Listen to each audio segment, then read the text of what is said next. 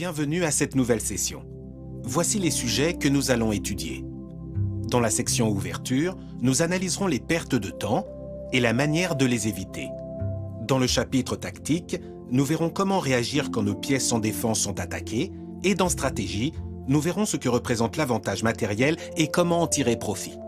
Les fameux maths du couloir et du baiser de la mort égayeront la section finale, consacrée aux maths avec la dame. Notre invité, le grand maître Miguel Illescas, nous expliquera de manière approfondie l'attaque double et la pièce sans défense. Comme toujours, beaucoup de choses à apprendre et à mettre en pratique. Allons-y.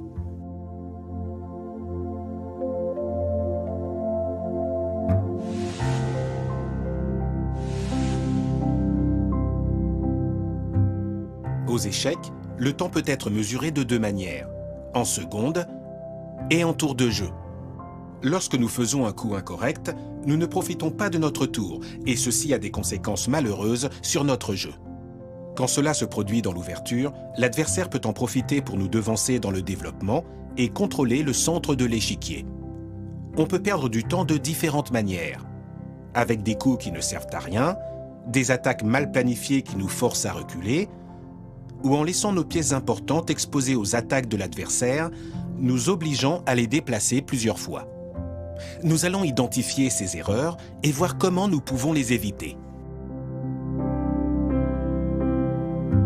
Le cas le plus évident de perte de temps est le coup inutile.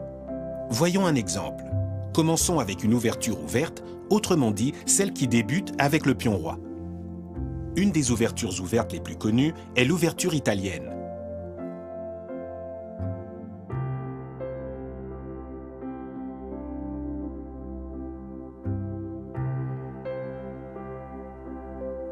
Elle se caractérise par la sortie du fou en C4. Et maintenant, si les noirs déplacent leur pion en A6, nous pouvons dire qu'il s'agit d'une perte de temps pour les noirs. Ce coup ne favorise pas du tout le contrôle du centre. Il ne développe ni améliore la position d'aucune pièce. Le pion contrôle seulement B5 et ne sert pas à grand-chose. Les blancs pourraient continuer avec cavalier en C3, et pourrait ainsi obtenir un avantage considérable en développant 3 pièces et un pion au centre.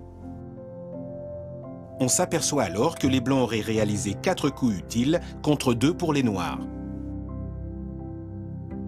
Certains d'entre vous pourraient penser que parfois, ce pion en A6 dans l'ouverture ne représente pas une perte de temps. Vous avez raison, voyons pourquoi. Supposons que les blancs réalisent l'ouverture espagnole à la place de l'italienne. Autrement dit, fou en B5 au lieu de C4. Le pion continue à ne rien apporter au développement, mais il y a une différence fondamentale. Il attaque le fou. De cette façon, il neutralise la perte de temps des noirs, obligeant les blancs à déplacer 2 fois la même pièce. Ainsi, en cette occasion, nous ne pouvons pas affirmer que pion en A6 est une perte de temps. Il existe aussi des coups similaires où la perte de temps n'est pas aussi évidente. Après le second coup du fou des blancs, imaginons que les noirs optent pour pion en D6. Que diriez-vous de ce coup de pion des blancs? S'agit-il d'une perte de temps? De cette manière, les blancs contrôlent la case G4 qui pourrait être intéressante pour l'adversaire. Par contre, le fou noir a beaucoup d'autres options. Il peut jouer en E6 ou en D7, ou même rester en un endroit où il a déjà une activité importante. Par conséquent, on pourrait dire que le coup en H3 est presque une perte de temps, car même si cela semble justifié, les résultats sont médiocres. Il convient d'avoir une intention claire avant d'effectuer tout type de coup lors de l'ouverture. Ce coup doit donner un avantage dans le développement ou dans la position de nos pièces. Autrement, nous allons perdre des temps et favoriser notre adversaire. Voyons un autre type de perte de temps, l'attaque stérile. Prenons un coup assez habituel comme exemple. Les blancs choisissent une ouverture ouverte et les noirs répondent par la défense Philidor, caractérisée par ce pion en D6. Maintenant, les blancs pourraient faire échec en amenant le fou en B5. Ça semble un bon coup, n'est-ce pas? il développe la pièce et en plus, il menace le roi adverse. Mais vous savez déjà qu'aux échecs, il faut vraiment prendre en compte les possibilités de l'adversaire. Ici, les noirs ont une réponse très claire face à l'attaque des blancs. C'est 6. Avec ce coup, les noirs effectuent un coup utile. Le pion contrôle maintenant une case centrale et en même temps, il attaque le fou qui va devoir se déplacer à nouveau et donc perdre un temps.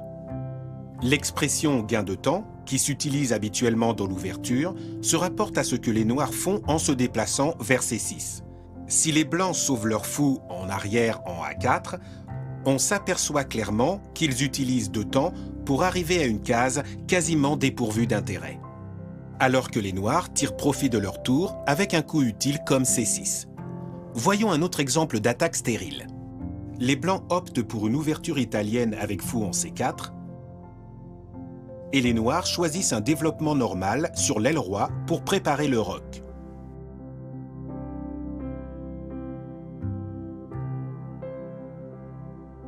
Vous savez déjà que ne pas déplacer 2 fois la même pièce est un principe de base pendant la phase d'ouverture.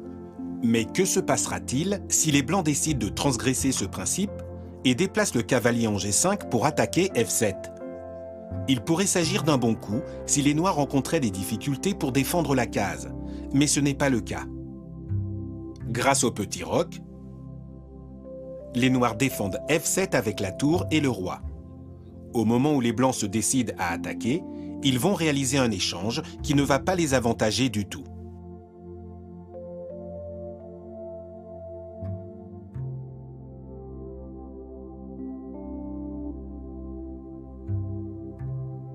Il est vrai que la tour et le pion valent à peu près la même chose que le cavalier et le fou en fin de partie.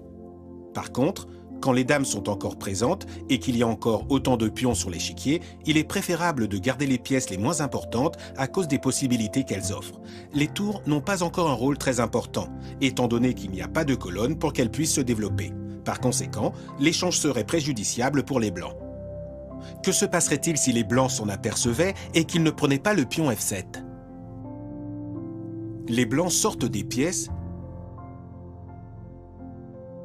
et les noirs attaquent le cavalier qui doit battre en retraite.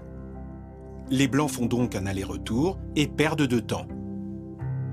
Maintenant, si les noirs sortent l'autre cavalier, ils ont 3 pièces actives, 2 pions bien placés et le roc.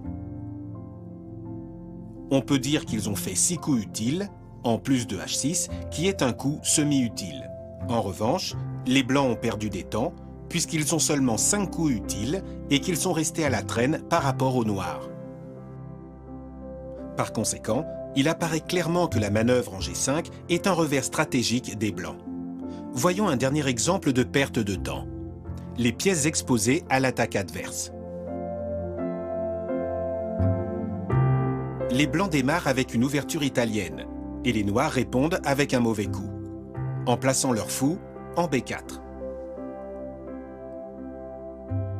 Maintenant, ce fou va être attaqué par un pion qui, en outre, va dominer le centre. Le fou se retire, ce qui lui fait déjà perdre un coup, et les blancs continuent à le suivre avec les pions. Maintenant, les noirs essaient d'améliorer la situation en échangeant, mais au final, c'est toujours un pion blanc qui menace le fou noir. Les noirs se retirent encore une fois, ce qui leur fait déjà perdre de temps. Les blancs en profitent pour continuer à avancer et menacer le cavalier noir, qui était bien placé. Le cavalier noir doit se déplacer, et où qu'il aille, il perd le contrôle du centre. Quand les blancs sortent le second cavalier, ils sont déjà très en avance dans le développement. 5 coups utiles contre seulement 1 pour les noirs. Nous allons maintenant voir un autre exemple de perte de temps à cause d'une pièce exposée. Il est fréquent de voir dans les parties d'amateurs d'un certain niveau qu'ils sortent la dame dans l'ouverture pour prendre les pions et les pièces de leurs adversaires inexpérimentés. Cependant, quand l'adversaire a un minimum d'expérience et qu'il défend bien ses pièces, cette sortie précoce de la dame n'est pas une bonne idée. Voyons cela. Les blancs sortent la dame au deuxième coup avec l'idée de prendre le pion E5. Peut-être qu'un joueur très inexpérimenté ne s'en rendra pas compte, mais dans ce cas, les noirs défendent le pion avec le cavalier en C6 et développent ainsi une pièce tout en défendant le pion. Pendant que les blancs continuent le développement, les noirs mettent en évidence la situation de la dame, qui est très exposée, en la menaçant avec le second cavalier. Maintenant, les blancs doivent déplacer la dame, ce qui fait gagner un temps aux noirs. La dame blanche doit donc se replier en F3, mais les noirs continuent à la menacer avec une attaque double très dangereuse. Quand la dame se met à l'abri sur sa case de départ et que les noirs répondent avec un autre coup de développement, on peut facilement voir qui a l'avantage dans le positionnement de ces pièces. Continuons maintenant avec une partie un peu plus longue. Nous allons voir une sanction typique au retard de développement et à la perte de temps pour avoir sorti la dame prématurément et l'avoir laissée exposée. Les noirs mettent en pratique une ouverture appelée la défense scandinave. Nous l'étudierons plus tard. Pour le moment, observez que la dame sort lors du second coup des noirs et qu'elle est exposée au centre de l'échiquier. L'adversaire développe le cavalier et menace la dame. Celle-ci se voit obligée de changer de case et rapidement, la position des noirs va devenir intenable.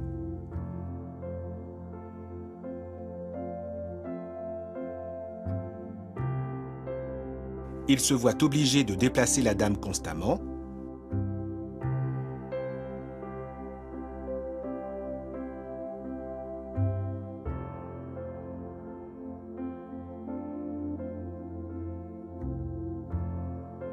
Et la seule pièce qu'il a réussi à sortir a été échangée. Si au lieu d'essayer de développer ces pièces, les noirs continuent à effectuer des coups peu utiles, nous allons voir comment les blancs sortent leur deuxième cavalier et obligent à nouveau la dame à se déplacer. Quand il le fait, le roi blanc effectue le grand roc. Nous pouvons maintenant voir le désavantage manifeste des noirs. Les blancs ont développé 5 pièces. Ils ont roqué, ils ont un pion au centre, la seconde tour est prête à sortir et la dame est bien positionnée. Ils totalisent 7 coups utiles. En revanche, les noirs ont seulement la dame en une position attaquable et un pion qui domine le centre. Au total, ils cumulent à peine un coup de développement. Observons comment cette perte de temps va être fortement sanctionnée dans les coups suivants. Les noirs continuent à ouvrir le jeu avec le pion en D5 et les blancs commencent à attaquer sérieusement avec le cavalier.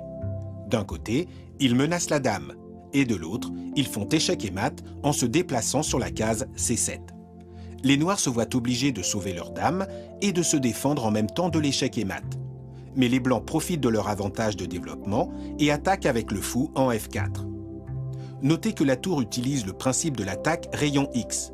En déplaçant le cavalier blanc en C7, les noirs n'ont pas d'autre option que sacrifier leur dame pour sauver leur roi.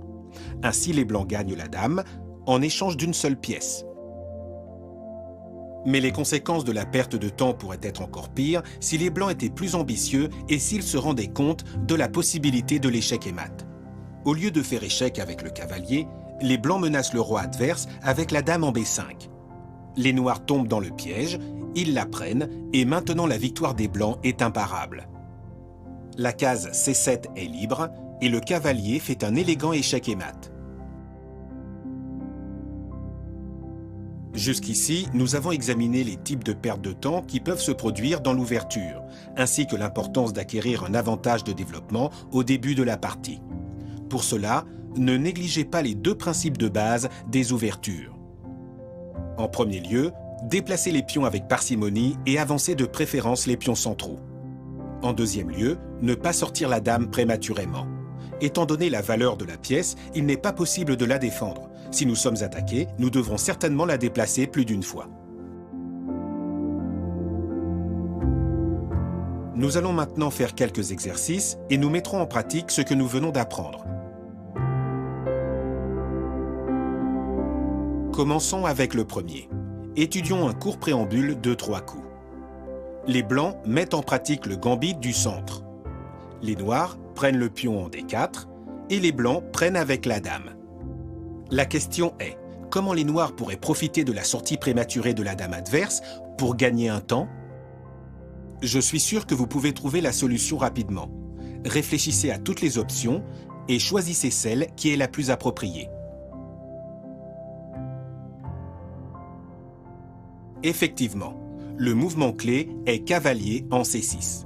De cette manière, nous développons la pièce tout en attaquant la dame. Nous contrôlons des cases importantes du centre. Ainsi, nous avons déjà gagné un temps. Quand la dame se retire, nous pouvons sortir une autre pièce, en même temps que nous gardons l'initiative en attaquant le pion. L'adversaire n'a maintenant plus d'autre alternative que de jouer pour répondre à nos actions. Les blancs défendent le pion avec leur cavalier, mais nous pouvons continuer à nous développer. Nous sortons le fou pour menacer le roi grâce à l'attaque rayon X, et ainsi le cavalier blanc se retrouve bloqué. De cette manière, nous renouvelons l'attaque contre le pion et nous sommes prêts à roquer. Quand nous le ferons, nous ouvrirons une grande colonne avec la tour qui visera directement le roi adverse. Celui-ci essaiera de se défendre, mais son retard de développement l'empêchera de roquer et il se trouvera dans une situation manifeste d'infériorité. Peut-être que certains d'entre vous avaient pensé attaquer la dame en déplaçant le pion en C5. Voyons la différence. Gardez à l'esprit que gagner un temps n'est pas seulement attaquer une pièce de l'adversaire pour qu'il perde un temps. Il faut aussi que nous en profitions. Pion en C5 attaque la dame et contrôle même une case centrale, mais ce n'est pas un bon coup. Si nous nous déplaçons en C5, nous ne développons aucune pièce et nous laissons la case D5 sans protection. Dans les prochains coups, cette case ne pourra pas être contrôlée par nos pions.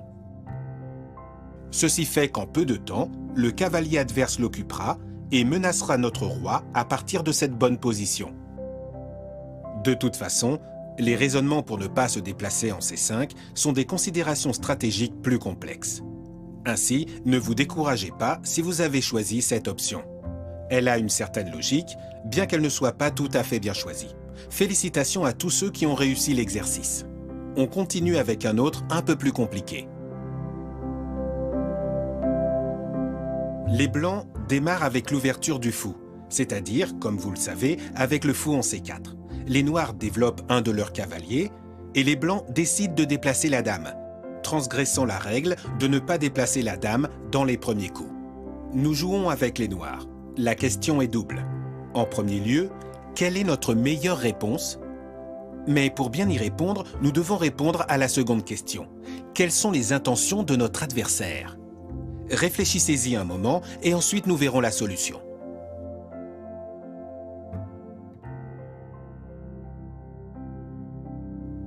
La clé se trouve surtout dans la prise en compte de ce que veut l'adversaire. Avec son coup, les blancs menacent de faire échec et mat. Il est donc indispensable de défendre F7.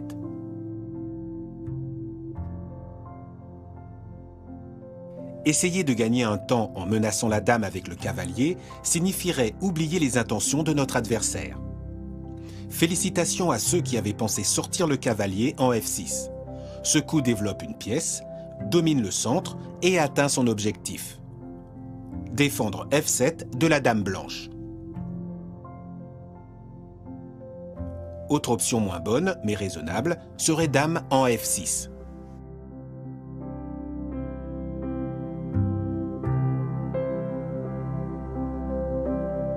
Très bien, voyons le dernier exercice. À nouveau, une ouverture ouverte, la sortie du fou et encore une fois une sortie précoce de la dame. Comment devrions-nous réagir avec les noirs si nous nous trouvons dans cette situation? C'est un peu plus difficile que pour les exercices précédents, donc réfléchissez bien.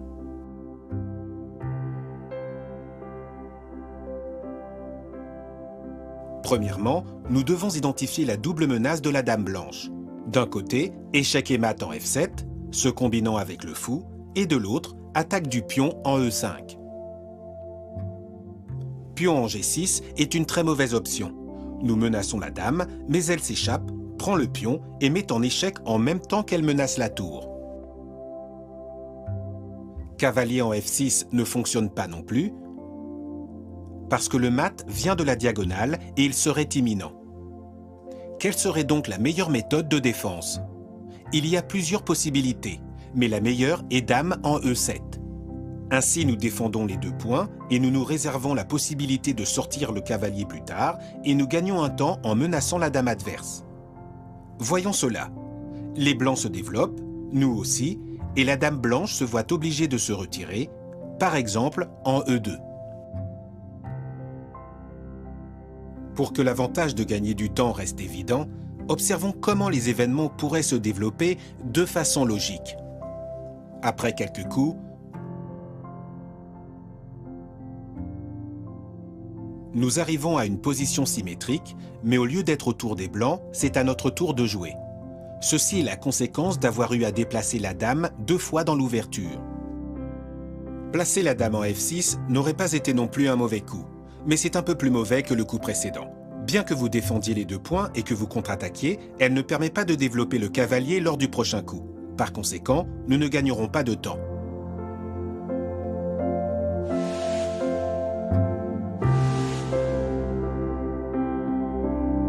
Nous allons réfléchir à ce que nous devons faire lorsque nos pièces sans défense sont attaquées. Premièrement, il faut vérifier que la pièce adverse est de moindre valeur comparée à la nôtre. Si c'est le cas, nous ne pouvons pas permettre l'échange et nous devons fuir. Un exemple évident est une dame attaquée par un pion. Il est absurde de prétendre défendre la dame parce que l'échange serait toujours avantageux pour la pièce de moindre valeur. En même temps, voyons le revers de la médaille. De quelle arme dispose l'assaillant pour gagner la pièce sans défense de son adversaire? Plus loin, nous étudierons d'autres éléments, mais pour l'instant, concentrons-nous sur l'échec double, l'attaque double, le clouage et les manœuvres de préparation. Observez cette situation où les blancs font échec avec la dame en D5. Il s'agit d'un échec double parce qu'en même temps qu'elle menace le roi, elle attaque le cavalier qui se trouve en A5. La menace au roi ne peut pas être parée. Par conséquent, les noirs se voient obligés de le déplacer. De cette manière, les blancs peuvent capturer le cavalier. Il est important de signaler que cette combinaison est seulement possible parce que le cavalier noir est sans défense. S'il était défendu par le pion en B6, l'attaque de la dame deviendrait stérile. Par conséquent, vous devez faire très attention à vos pièces sans défense. Et c'est évident à tous les échecs possibles de l'adversaire. L'attaque double est une arme extrêmement importante qu'il faut connaître de manière approfondie. Plus loin, nous la traiterons plus en détail. Pour l'instant, concentrez-vous sur l'exemple suivant. Notez que le fou en C5 est sans défense. Comment les blancs peuvent-ils en profiter? En ayant à nouveau recours à l'attaque double. La dame blanche va en F5. Dans ce cas, elle ne donne pas échec, mais elle menace de faire mat d'un côté, en combinaison avec le fou en D3, et elle attaque le fou adverse de l'autre. Il est évident qu'il faut faire attention à la menace d'échec. Quand les noirs déplacent leur pion en G6, ils se rendent compte qu'ils perdent inévitablement leur fou.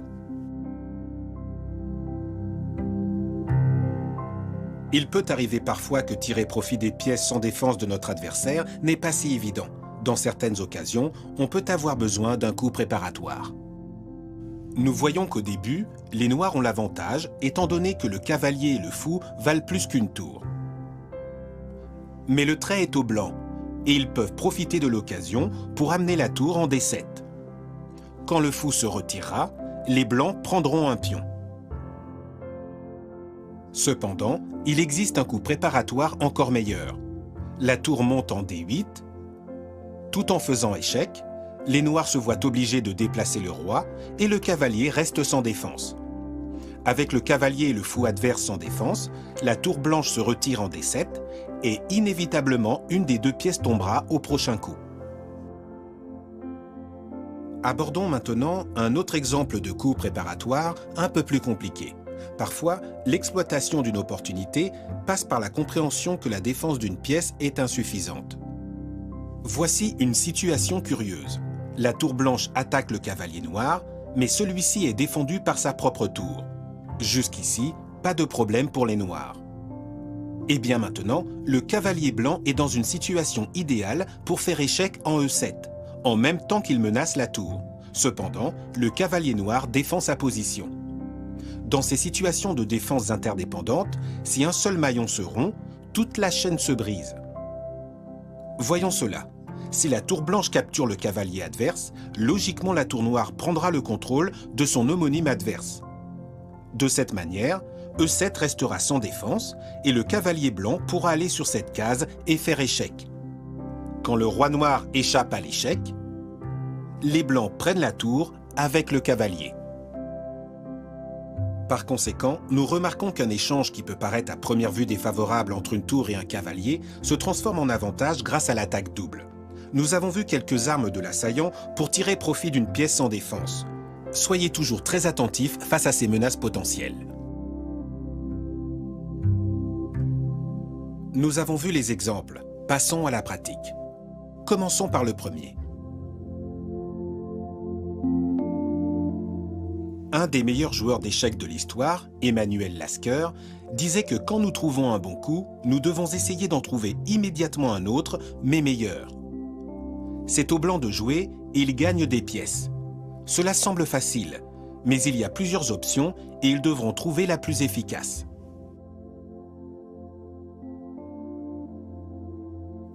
Voyons la solution. Nous faisons échec avec la dame en B5. Il s'agit d'une attaque au roi qui en même temps a d'autres objectifs, le pion en B7 et le fou en H5. Quand notre adversaire protège le roi, il ne peut rien faire pour défendre sa pièce sans défense.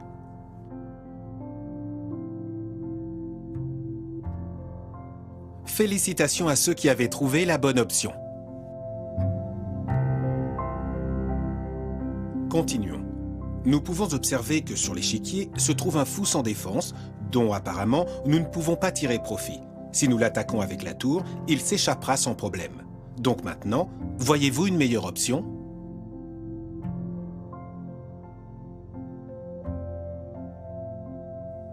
Regardez, avant d'attaquer le fou, nous déplaçons la tour en H1 pour faire échec.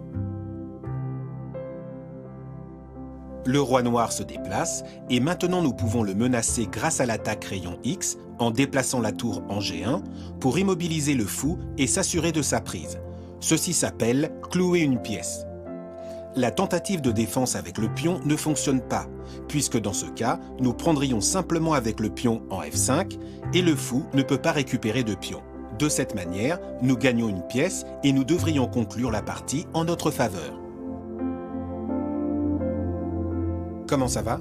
Qu'est-ce que vous en pensez? Ce n'est pas très difficile, n'est-ce pas? Bon, on va compliquer un peu maintenant. Situation d'égalité matérielle. 5 pions dans chaque camp, un fou, un cavalier et une tour. Tout indique une fin de partie ennuyeuse qui devrait être nulle. Mais les blancs ont une opportunité dont ils doivent tirer profit maintenant ou jamais. Seriez-vous capable de la trouver?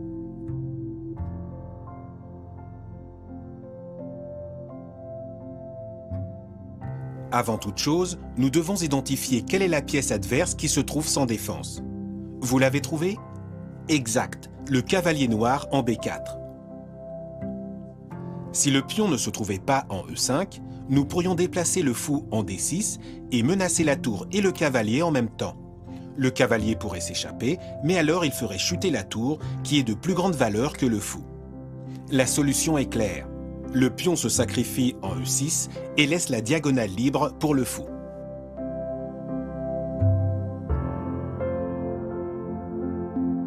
Salut Miguel, je suis content de te revoir. Qu'est-ce qu'on va voir cette fois-ci? Bonjour Marcos, aujourd'hui nous allons voir ensemble l'attaque double qui, comme tu le sais, est une ressource tactique de premier ordre. C'est vrai, on peut gagner beaucoup de parties grâce à l'attaque double. Tu vas nous en montrer une de ton cru? Exact, et en plus face à un adversaire de grande envergure, le Britannique Michael Adams, dans un duel que nous avons disputé en 92. Adams, un très grand maître d'élite et très solide. Tu as réussi à le battre ou pas? Bon, cette fois-ci j'ai réussi. Nous jouions à Chalkidiki, un endroit magnifique, et peut-être qu'Adams s'est laissé distraire par le paysage. Ce qui est sûr, c'est que dans cette position, il a commis une erreur plutôt grave, non? Regarde, il a fait un petit roc. Et, malgré tout, cela a entraîné un effondrement immédiat. Dis-moi ce que tu penses de ce coup. C'est comme ça que je le vois au premier coup d'œil, mais laisse-moi quand même réfléchir. Bien, prends ton temps.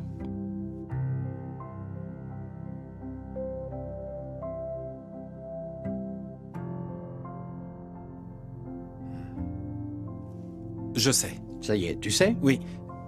Cavalier G5. En effet, cavalier G5. C'est un coup étonnant parce que nous pouvons voir que le cavalier se déplace sur une case totalement contrôlée par un ennemi. Comme je le disais, ce coup comporte une attaque double. D'un côté, la menace de mat en H7 avec la dame, et de l'autre, il dégage la diagonale du fou, de manière à ce que les blancs menacent aussi de prendre en B7. L'attaque double a cette particularité. On menace deux choses différentes, et dans ce cas précis, les noirs ne peuvent pas répondre aux deux menaces à la fois. Ainsi, le cavalier se déplace et se sacrifie pour la bonne cause. Adams effectue la prise, mais bien sûr, ce faisant, il est évident qu'il condamne sa tour en A8. Adams s'est déplacé avec le cavalier.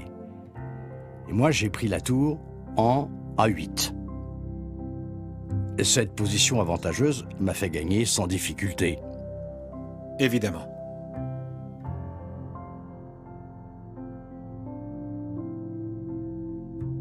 Au fait, Marcos, je te trouve en forme. Tu as trouvé rapidement cavalier G5. Merci, Miguel. Mais l'indice de l'attaque double m'a pas mal aidé. C'est vrai, mais à l'heure de la vérité, pendant la partie réelle, nous n'avons pas ce genre d'indice, nous devons apprendre à les créer. C'est ce que nous sommes en train de faire, en apprenant chaque jour un peu plus. Merci beaucoup d'être avec nous, Miguel, comme toujours. De rien, à bientôt, Marcos. À bientôt.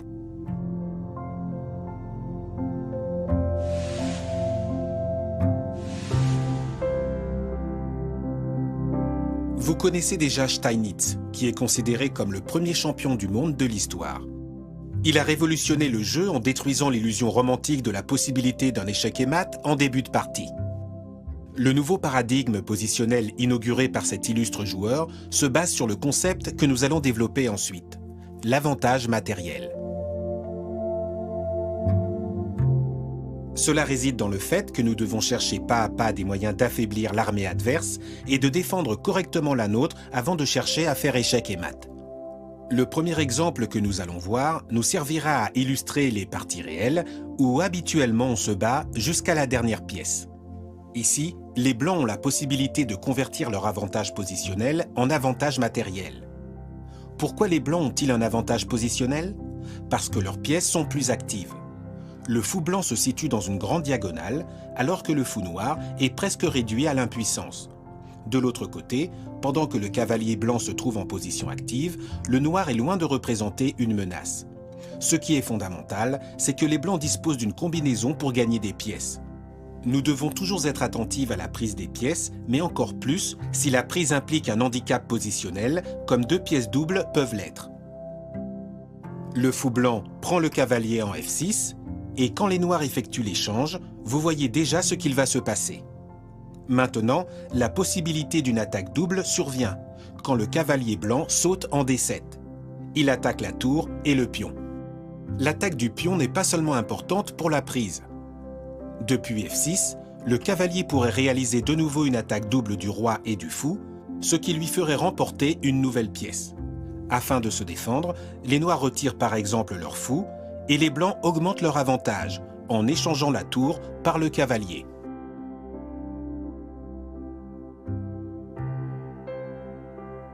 À cet instant, les blancs ont déjà réussi à prendre l'avantage matériel. La partie est déjà gagnée, mais il faut savoir la terminer. En suivant la technique de Steinitz, nous verrons comment les blancs vont progressivement augmenter leur avantage jusqu'à parvenir à l'échec et mat. Maintenant, les blancs profitent de la mobilité de leur tour pour attaquer un nouvel objectif. Elle se déplace en C7 et le pion en A7 ne peut pas échapper à la prise. Le mouvement de contre-attaque n'est pas efficace parce que la tour, s'étant positionnée en A7, défend aussi son pion. Les blancs n'abandonnent pas les enseignements de Steinitz et ils continuent à essayer d'augmenter leur avantage matériel avant d'affronter l'échec. Leur nouvel objectif sera de promouvoir leur pion qui est sur le point d'atteindre A8. Ils amènent la tour en A8, ils font échec et ils arrivent à approcher le pion d'une case de plus.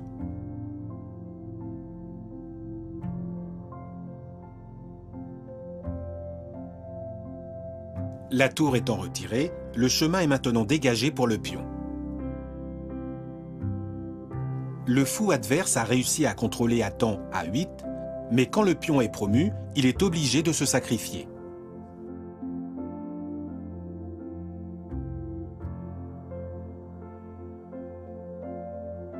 Résultat, les blancs continuent à augmenter leur avantage. Avec la tour blanche et le roi blanc contre le roi noir, la victoire est plus que facile. Ensuite, la tour et le roi vont se consacrer à la prise de tous les pions adverses. Voyons rapidement comment nous pourrions terminer cette partie.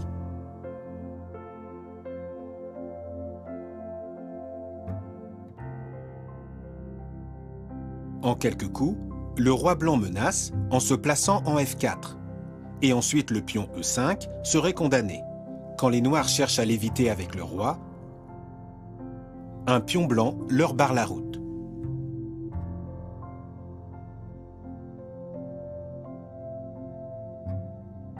Les blancs prennent et continuent d'approcher le roi.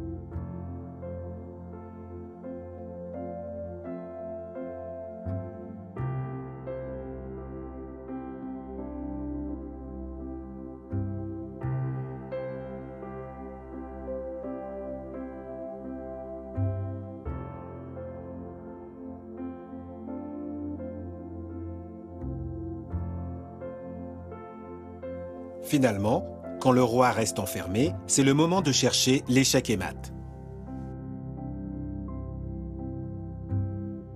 Permettez-moi d'insister sur un point avant de continuer avec le prochain exemple.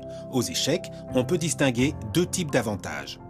D'une part, ceux qui sont temporaires. L'avantage dans le développement des pièces dans l'ouverture est un bon exemple. Nous en tirons profit, mais si nous ne savons pas faire évoluer notre jeu, l'adversaire égalisera rapidement. Et d'autre part, ceux qui sont permanents. L'avantage matériel, par exemple, nous confère une supériorité plus stable et durable. Partie intéressante, n'est-ce pas? Bien, passons à un autre exemple. Les blancs dépassent les noirs d'un pion seulement. Que peuvent-ils faire pour tirer profit de cette situation? Simplifier, autrement dit, provoquer une série d'échanges jusqu'à ce que l'occasion soit clairement avantageuse. Vous allez comprendre avec une comparaison. Imaginez une grande bataille entre une armée de 100 soldats et une de 99. La différence entre ces deux groupes si importants est minime. Cependant, si ce désavantage se maintient jusqu'à ce qu'il reste 2 soldats contre 1, la donne change de manière considérable.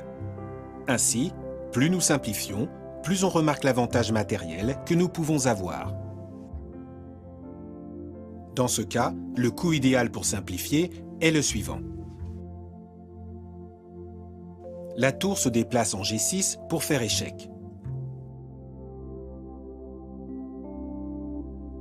Quand le roi noir se retire, les blancs échangent la tour.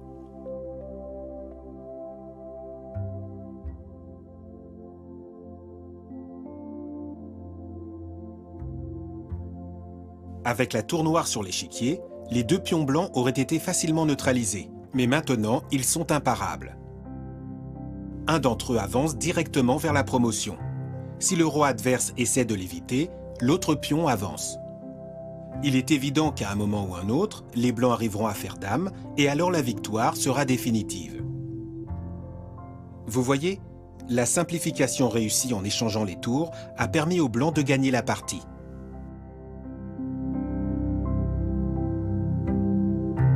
Existe-t-il une meilleure manière de comprendre les concepts fondamentaux de Steinitz que de le voir jouer? Plus tard, nous suivrons une partie de ce joueur d'échecs et nous verrons comment se combinent dans la pratique les principes que nous venons d'énoncer. Il s'agit d'une des parties disputées en 1870 pendant une session de simultané. Mais avant cela, voyons en quoi consistent les parties simultanées. L'origine de ce type d'événement est incertaine. Certains les situent au XIIe siècle, mais pour d'autres, il n'existait pas avant le XVIe siècle. Le fonctionnement est le suivant.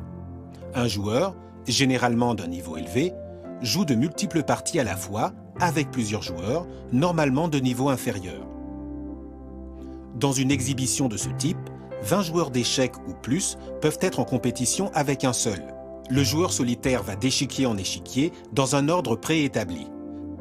Habituellement, les pendules ne sont pas utilisées, bien qu'il existe des simultanés chronométrés dans lesquels participent moins d'adversaires étant donné la pression du temps. Occasionnellement, certains grands maîtres se sont risqués à donner des exhibitions simultanées d'échecs à l'aveugle. Dans ce cas, le joueur donne et reçoit verbalement les indications des mouvements au travers d'un arbitre ou d'un intermédiaire. Dans le cas qui nous concerne, Steinitz a atteint cette position où il avait un pion en moins et les Noirs venaient de présenter un échange des dames. Ce brillant joueur arriva à voir que même s'il avait moins de pions, l'échange des dames lui conviendrait pour ses futurs coups. En déplaçant le cavalier noir pour reprendre la dame adverse, Steinitz est parvenu à l'avantage positionnel. B6 est resté libre. Le cavalier blanc a sauté sur la case et a réussi une attaque double contre la tour et le fou. La tour s'est vue obligée de défendre le fou et elle a dû abandonner le pion en A4 qui s'est fait rapidement prendre. À cet instant, les blancs avaient déjà atteint l'égalité matérielle. De plus, le cavalier en A4 se préparait à attaquer le pion C5. Mais ce n'est pas l'unique avantage des blancs. Notez que les noirs, qui n'ont pas roqué, se retrouvent avec leur tour hors jeu en H8, ce qui rend leur position encore plus précaire. Développer la tour a coûté aux noirs quelques coups. Plus tard, nous verrons comment Steinitz a tiré profit de cette situation. La logique pour les noirs aurait été de défendre le pion en C5 pour garder l'égalité matérielle. De toute manière, les blancs pourraient avoir suivi en attaquant avec le fou en C4. Une fois le cavalier adverse éliminé, le pion serait tombé également. Dans la partie, les noirs n'ont pas été très bons. Ils ont joué directement fou E6, en conséquence de quoi les blancs ont pris le pion en C5 après. 3 coups après l'échange des dames, Steinitz était en avance au niveau de l'avantage matériel. Il a réussi à transformer l'avantage positionnel en matériel. Les noirs ont essayé de sortir leur tour à toute vitesse, mais les coups qu'ils ont utilisés pour y arriver ont donné le temps aux blancs d'augmenter leur avantage.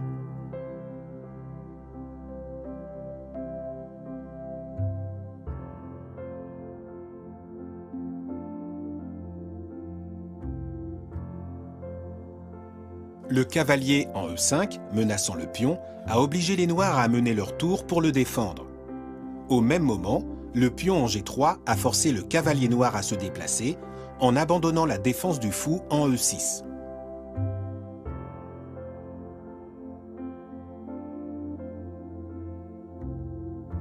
À cet instant, le cavalier en E5 a sauté sur F7 et a pris le pion soutien du fou en E6. De cette manière, le fou noir restait sans défense devant l'action combinée du cavalier en C5 et l'attaque rayon X de la tour blanche en E1 en clouant le fou. Les noirs ont pris le cavalier avec le roi, mais les blancs ont remporté le précieux fou. Résultat, les blancs avaient gagné un nouveau pion. Avec une telle position, la partie est perdue. Mais selon vous, quel était le prochain objectif des blancs? Exact.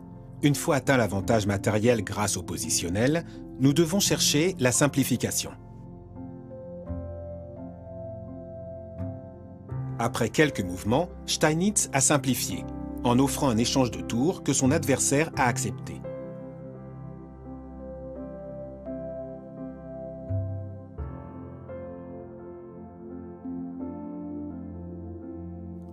Au coup suivant, il a amené la tour en B7 pour attaquer le pion en G7 à côté du cavalier. À partir de ce moment, il a déclenché une menace terrible pour son adversaire. Il a avancé le pion en A4 avec l'intention de promouvoir et d'augmenter son avantage matériel. Quand les noirs ont essayé de l'éviter, Steinitz a défendu son pion avec le fou en B3. Déjà complètement perdus, les noirs ont essayé de contre-attaquer en menaçant le cavalier avec la tour. Cependant, le cavalier blanc s'est retiré sans difficulté en maintenant la menace contre un des pions adverses. Avec un grand désavantage de 2 pions, les noirs étaient à bout. Ils ont défendu le pion en C6, mais le pion blanc a continué son chemin jusqu'à la promotion. Dans une tentative désespérée, l'adversaire de Steinitz a essayé de mettre en jeu un cavalier. La seule action qu'il ait réussi à faire, c'est de le laisser sans défense en D5.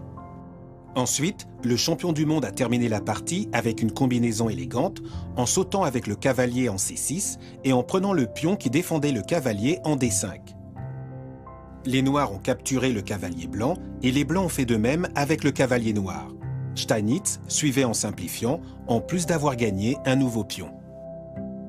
À ce moment de la partie, les blancs ont réussi tout ce qu'ils souhaitaient. Ils avaient un avantage de 3 pions et avaient simplifié de manière considérable l'échiquier.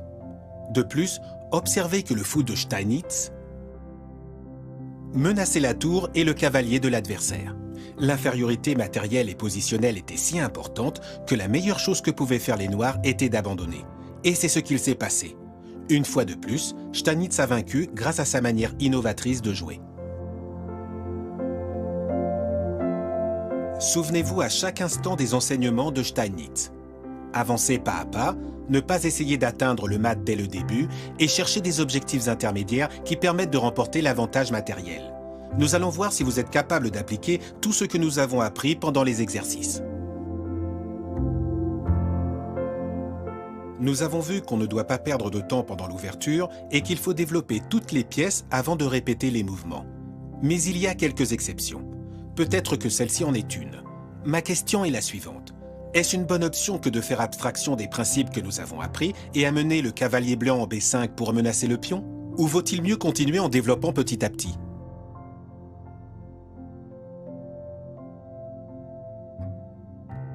L'avantage matériel est très important, et pour y arriver, nous devons évaluer les pour et les contre. Dans ce cas, il n'y a rien qui empêche les blancs de jouer cavalier en B5.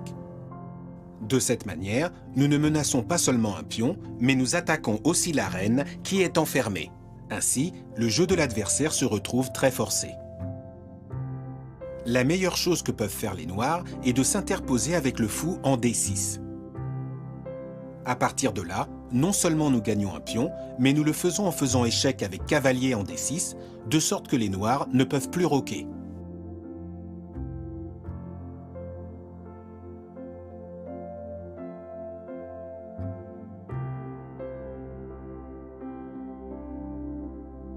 C'est excellent pour ceux d'entre vous qui avaient décidé de prendre des risques avec le cavalier. Ce n'était pas si simple.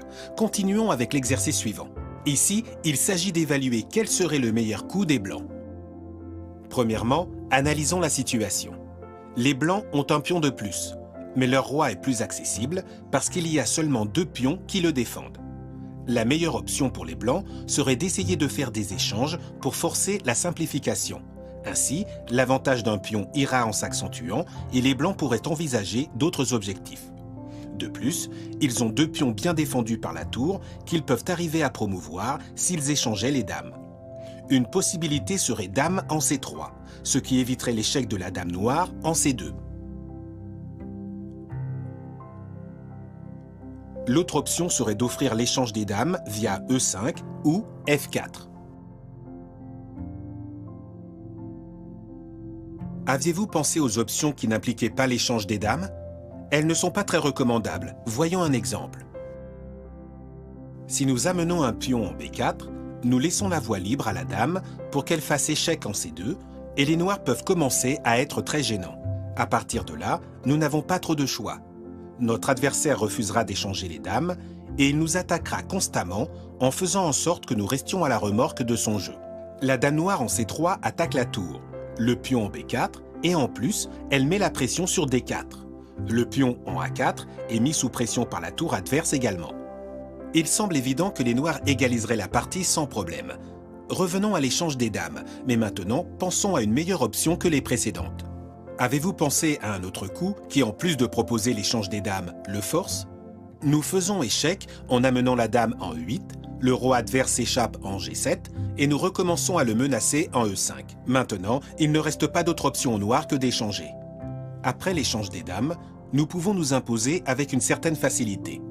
Nous sommes prêts à repousser les pions avec la force de la tour et atteindre la dame. Voyons rapidement comment les blancs pourraient gagner maintenant en peu de coups.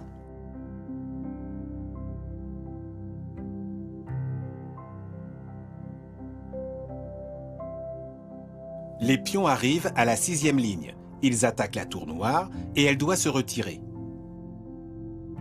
Les blancs continuent à attaquer et avancent en gagnant des coups.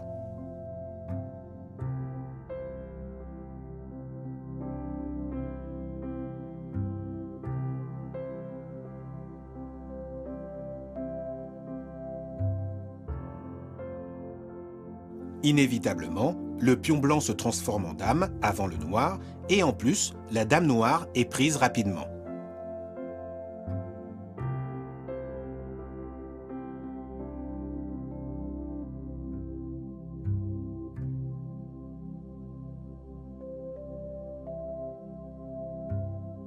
Finalement, les blancs obtiennent une nouvelle dame et leur force est maintenant imparable. Au coup suivant, ils arrivent à faire mat.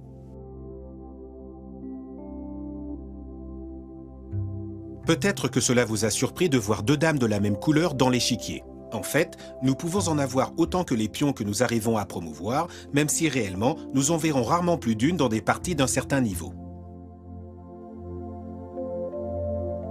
Dernier exercice de stratégie. Cette fois-ci, nous commençons à partir de la position initiale. Les blancs démarrent avec l'ouverture du fou, mais les noirs ne répondent pas correctement. Les blancs jouent et gagnent des pièces. La question est claire. Comment ?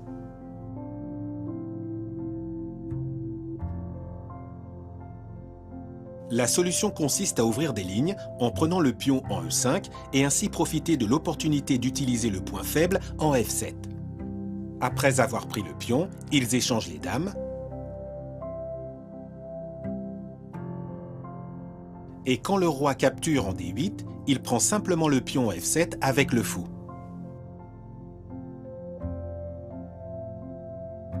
Certains d'entre vous ont pu penser, tout cela pour un pion ? Rappelez-vous de Steinitz. D'abord un pion, ensuite un autre, on prend l'avantage matériel et petit à petit, on arrive au mat. Une autre forme élégante de profiter de la faiblesse en F7 serait de le faire à l'envers. Premièrement, prenons en F7 avec le fou et menaçons le roi adverse. Étant donné que le roi noir doit défendre sa dame, il ne peut pas prendre notre fou. Il se déplace en E7 et alors nous échangeons les dames.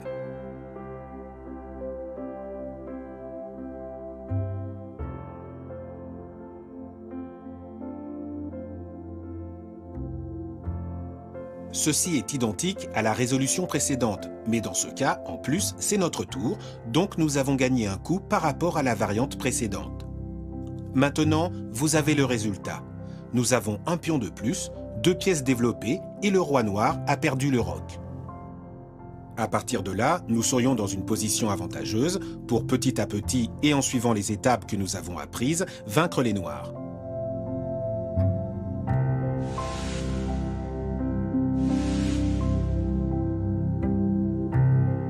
Comment ça va? Est-ce que vous assimilez les concepts que je vous ai présentés? Petit à petit, à force de faire les exercices et à force de jouer, vous vous familiariserez avec eux. Avec du travail et des efforts, ils deviendront automatiques, vous verrez. Parlons maintenant du mat avec la dame. Roi et dame contre roi est une finale très importante. Il est fréquent d'arriver à promouvoir un pion dans une finale de roi et pion contre roi, et nous devons savoir tirer profit de cette situation. Cette finale nous servira à illustrer le fait que le roi et la dame ne peuvent pas mettre en échec le roi adverse au centre de l'échiquier. La dame essaie de réaliser un mat, par exemple en E7. Elle met le roi adverse en échec et lui prend 3 cases. Le roi blanc est le plus près possible de son adversaire et contrôle 3 autres cases.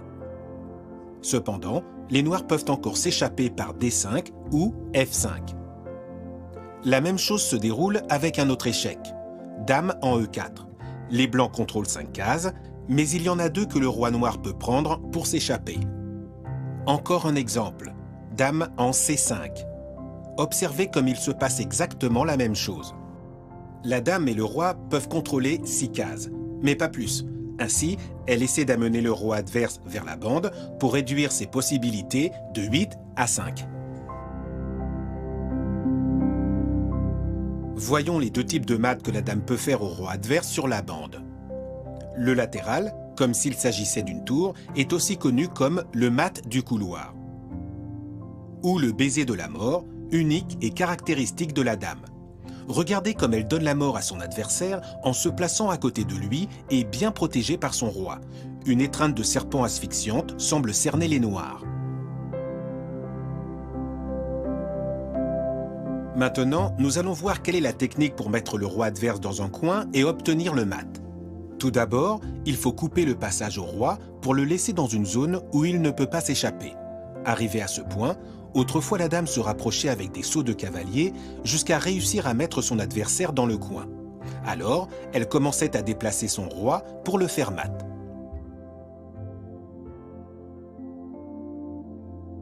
La solution suivante est plus rapide. Après avoir coupé le passage avec la dame, les blancs commencent à approcher leur roi. C'est plus rapide puisque quand le roi est proche, la dame profite de n'importe quel échec pour acculer encore plus son adversaire. Quand la dame fait échec en C6, elle contrôle 3 cases des noirs et le roi blanc en contrôle 2 autres. Les 2 cases de fuite qui restent au roi adverse le dirigent inexorablement vers la bande. Maintenant, le roi noir se retire en E7 et son espace vital se réduit à 2 rangées. Les blancs continuent à avancer et déjà le mat se profile.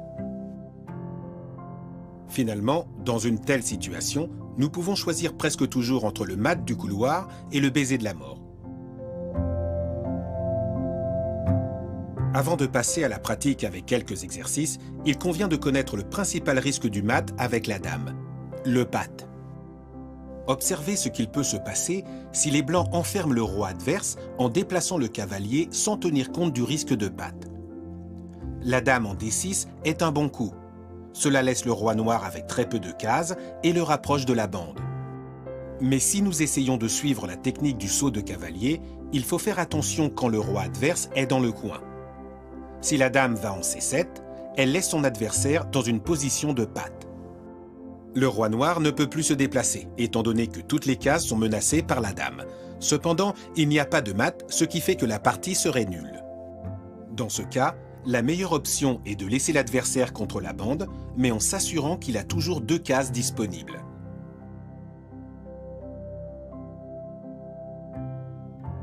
Ainsi, les blancs peuvent rapprocher tranquillement leur roi et faire échec et mat.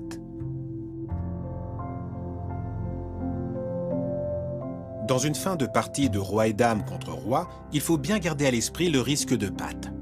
Si l'adversaire est mis dans un coin avec la dame et qu'il ne peut plus faire de mouvement, la partie sera nulle.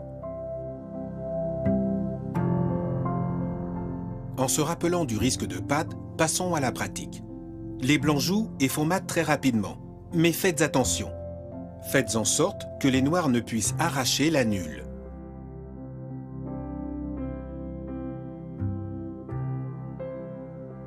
Nous devons éviter d'amener le roi en G6 parce que l'adversaire sera patte de manière immédiate. Dans ce cas, il est préférable de couper la bande en E7 avec la dame et de nous assurer que l'adversaire dispose de 2 cases.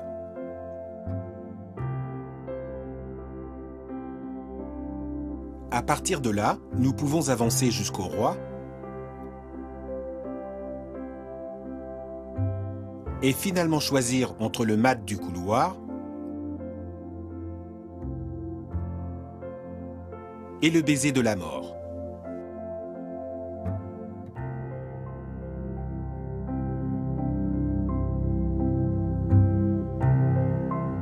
Dans cet exercice, nous partons d'une situation dans laquelle le roi noir est déjà patte. Pourtant, c'est le tour des blancs. Pensez à la meilleure option pour stopper le patte des noirs et arriver au mat.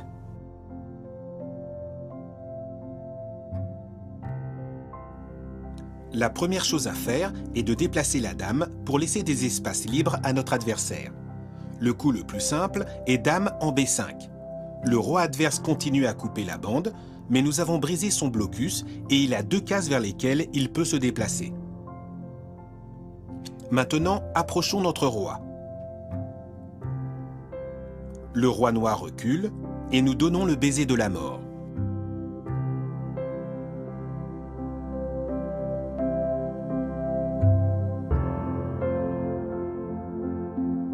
Je félicite ceux qui avaient donné la réponse. Désormais, vous maîtrisez l'échec avec la dame. Dans ce dernier exercice, nous allons pratiquer un peu de calcul. Vous devez réussir le mat en 5 coups. Qu'est-ce que vous en pensez? Courage, vous verrez que ce n'est pas si difficile.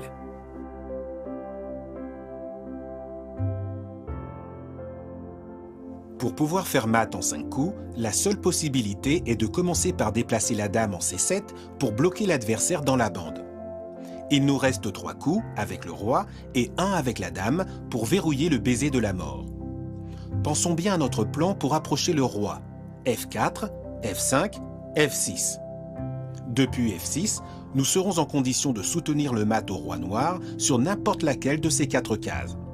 Voyons comment fonctionne notre plan. Le roi s'approche et l'adversaire est confiné dans quelques cases.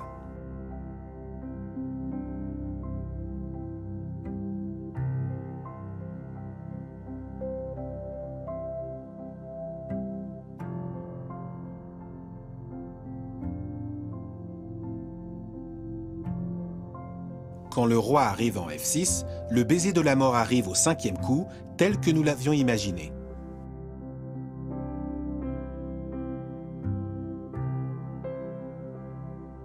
Bien, nous avons terminé.